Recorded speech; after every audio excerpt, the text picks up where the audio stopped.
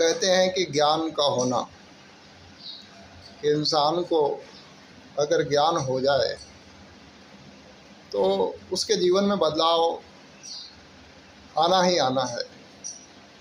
लेकिन दुनिया में ऐसा बहुत सारा भरा पड़ा है कि एक बहुत पढ़ा लिखा व्यक्ति हो या बहुत ऊंचे लेवल का ज्ञान हो, लेकिन फिर भी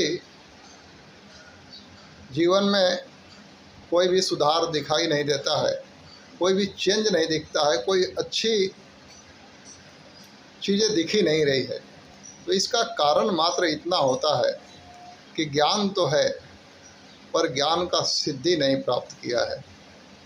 सिद्धि एक ऐसी चीज़ होती है कि कहते हैं कि अगर एक बात करें हम कि जैसे जादूगर लोग होते हैं कि एक थैले के अंदर हाथ डालते हैं और कोई मंत्र का उच्चारण करते हैं और एक कबूतर या सांप या कोई भी जीव बना करके वो आंखों के सामने रख देते हैं।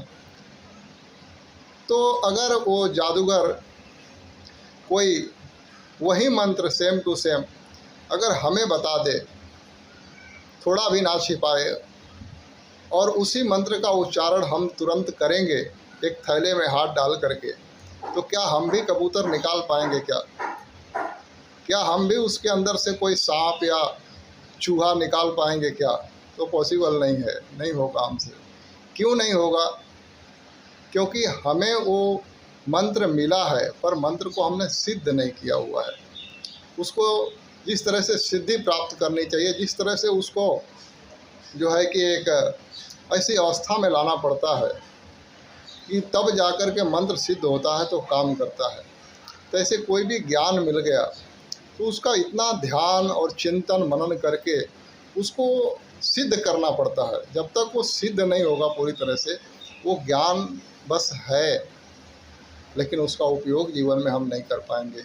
तो आओ, जैसे ही हम कोई भक्ति कर रहे हैं, सुमिरन कर रहे हैं, कोई मंत्र मिला है, कोई ध्यान मिला है हमें, तो हमको नित्य प्रतिदिन जब भी टाइम मिले हम उसको भजा करें, हम उस नाम का जाप किया करें।